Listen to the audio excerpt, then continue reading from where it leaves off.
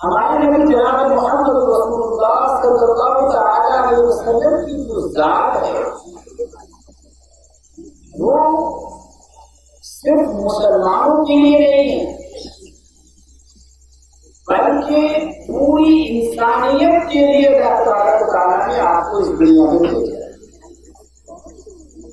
پوری انسانیت ہی نہیں بلکہ انسانوں کے علاوہ جتنی بھی مخلوق ہے جتنی بھی کریشن ہے اس دنیا کے اندر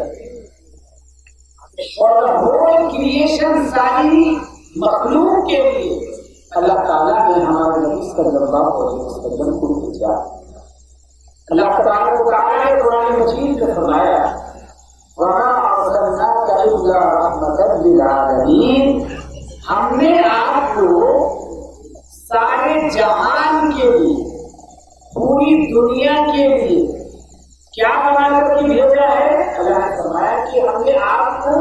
پیس بنا کر کے بھیجا ہے, مرسی بنا کر کے بھیجا ہے, ہم نے آپ کو رحمت بنا کر کے بھیجا ہے. تو جو نبی ساری کائنات کے لیے ساری دنیا کے لیے رحمت بن کر کے آئے ہوں ان کے ماننے والے دوسروں کے لیے زحمت کیسے بن سکتے, دوسروں کے لیے پریشانی کا سبب کیسے بن سکتے؟ اگر کوئی بندہ ہے تو وہ حقیقتاً ہمارے نبی کا فالوور ہے ہی نہیں, ہمارے نبی کا وہ ماننے والا ہے ہی نہیں. صحیح مان لو اللہ تبارک و تعالیٰ نے سارے جہان کے لیے آپ کو بھیجا اور اسی لیے پوری دنیا میں ہمارے نبی صلی اللہ علیہ وسلم کی آمد کا جشن منایا جاتا ہے اور پوری دنیا کو یہ حق ہے کہ ہمارے نبی صلی اللہ علیہ وسلم کی آمد کا جشن منائے, ان کے آنے کا جشن منائے. اس لیے کہ اگر ہم ہسٹری کا مطالعہ کریں, تاریخ کا مطالعہ کریں, پڑھیں, اسٹڈی کریں تو معلوم ہوگا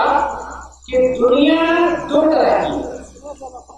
ایک وہ دنیا ہے جو پروفٹ محمد صلی اللہ علیہ وسلم ہمارے نبی کے آنے سے پہلے کی دنیا ہے, اور دوسری دنیا وہ ہے جو ہمارے نبی کے آنے کے بعد کی دنیا ہے. اگر آپ ہسٹری کی اسٹڈی کریں گے تو یہ معلوم ہوگا کہ ہمارے نبی کے آنے سے آپ کی تشریف آوری سے پہلے کی دنیا ڈفرینٹ ہے اور آپ کے آنے کے بعد کی دنیا ایک ڈفرینٹ دنیا ہے. اس لیے میں یہ بات کہہ رہا ہوں کہ اسلام جو ایک میسج ہے اللہ تبارک و تعالیٰ کی طرف سے, اسلام جو دنیا کو زندگی جینے کا طریقہ سکھاتا ہے, وہ میسج جسے نبی کریم صلی اللہ علیہ وسلم لے کر کے آئے ہیں وہ یہ بتاتا ہے کہ اکیلے میں کیسے زندگی گزارنی ہے, سماج میں کیسے زندگی گزارنی ہے, بچوں کے ساتھ کیسے رہنا ہے, بوڑھوں کے ساتھ کیسے رہنا ہے, سماج میں مختلف طرح کے لوگ ہیں ان کے ساتھ کیسے ملنا اور جڑنا ہے, اور اپنا رشتہ اپنے کریٹر کے ساتھ کیسے مضبوط کرنا ہے, اور اپنا رشتہ اس کریشن کے ساتھ لوگوں کے ساتھ کیسے اچھا کرنا ہے. یہ ساری چیزیں ہمارے نبی صلی اللہ علیہ وسلم نے ہمیں سکھائی ہیں. اور نبی پاک صلی اللہ تعالیٰ علیہ وسلم کی آمد کے بعد جو اسلام آیا ہے, جو اللہ کا پیغام آیا ہے, اس دین کے اندر, اس مذہب کے اندر اتنے ریولیوشن ہیں, اتنے انقلابات ہیں. آپ اگر تاریخ کا مطالعہ کریں گے تو پتہ یہ چلے گا کہ جتنی بھی دنیا کے اندر ہیومینٹی کے لیے موومنٹ پیدا ہوئی, ہیومینٹی ہی کے لیے نہیں, پیور ہیومینٹی اگر بات کریں, انسانوں کے علاوہ بھی بات کریں, ہم جانوروں کے بارے میں بات کریں, ہم جو ہے پانی کی حفاظت کے بارے میں بات کریں, ہم پودوں کی حفاظت کے بارے میں بات کریں, یہ سارے ریولیوشن کی بنیاد ہمارے نبی صلی اللہ علیہ وسلم نے رکھ دی ہے. بعد میں چھوٹی چھوٹی تحریکیں, چھوٹی چھوٹے موومنٹ, چھوٹی چھوٹی جماعتیں کھڑی ہوئی, چھوٹے چھوٹے گروپس کھڑے ہوئے اور انہوں نے ان رائٹس کے لیے اسٹرگل کیا، جدوجہد کیا، محنت کی، اور اس کے بعد دنیا میں ان کو شہرت مل گئی اور لوگوں نے کہنا شروع کیا کہ بھائی یہ جو تحریک چل رہی ہے فیمنسٹ، عورتوں کے حقوق کی، یہ فلاں نے اس کو شروع کی، اور یہ جو جانوروں کی حفاظت کی جو تنظیم ہے وہ فلاں نے شروع کی، اور پودوں کی حفاظت کے لیے جو موومنٹ ہے وہ فلاں نے چھیڑا۔ حقیقت دیکھا جائے نبی پاک صلی اللہ تعالیٰ علیہ وسلم نے ان تمام موومنٹس کو ایک ساتھ اپنی زندگی میں آپ نے شروع کیا۔ نبی کریم صلی اللہ علیہ وسلم کو آپ دیکھیے، عورتوں کے حقوق کی اگر ہم بات کرتے ہیں، عورتوں کے رائٹس کی اگر بات کرتے ہیں، تو اللہ کے نبی صلی اللہ علیہ وسلم نے عورتوں کو ماں کی حیثیت سے بھی ان کا حق دلایا، بیٹی کی حیثیت سے بھی ان کا حق دلایا، بہن کی حیثیت سے بھی ان کا حق دلایا، اور ایک عام بیٹی، عام رشتے دار ہونے کی حیثیت سے بھی ان کا حق دلایا نبی پاک صلی اللہ علیہ وسلم۔ اگر آپ سوسائٹی میں جو ویکر سیکشنز ہیں، جو سماج کے کمزور طبقے ہیں، ان کی بات کرتے ہیں، آپ مزدوروں کی اگر بات کرتے ہیں،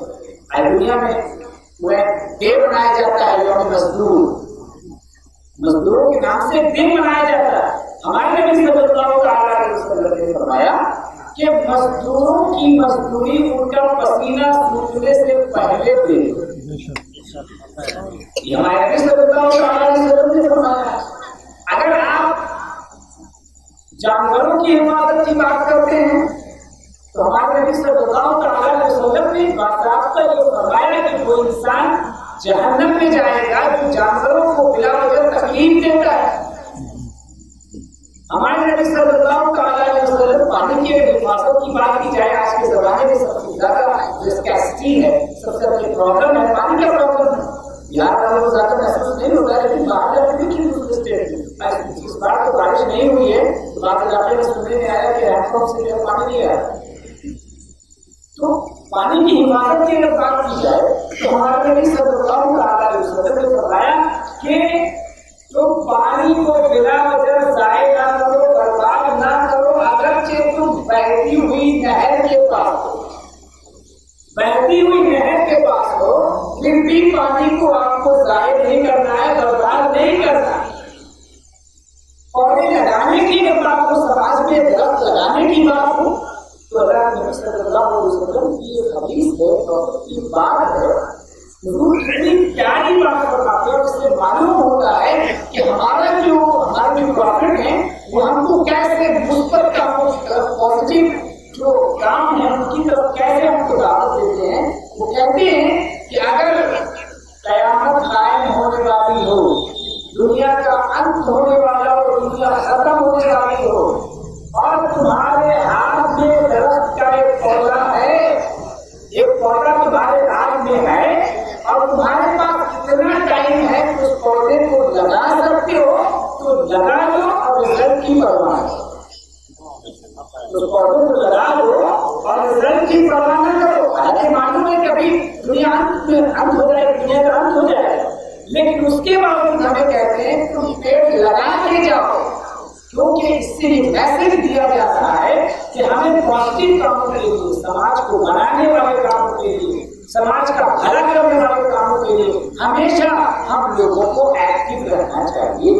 نبی کریم صلی اللہ علیہ وسلم صرف مسلمانوں کے لیے نہیں ہے، بلکہ ساری کائنات کے لیے ہے، ساری مانوتا کے لیے ہے، ساری انسانیت کے لیے۔ میں نے آیت پڑھی ہے قرآن کریم کی، اسی اعتبار سے پڑھی۔ اللہ تبارک و تعالیٰ اپنے پروفیٹ کے اس دنیا میں آنے کا، اپنے پیارے نبی صلی اللہ علیہ وسلم کے اس دنیا میں آنے کا تذکرہ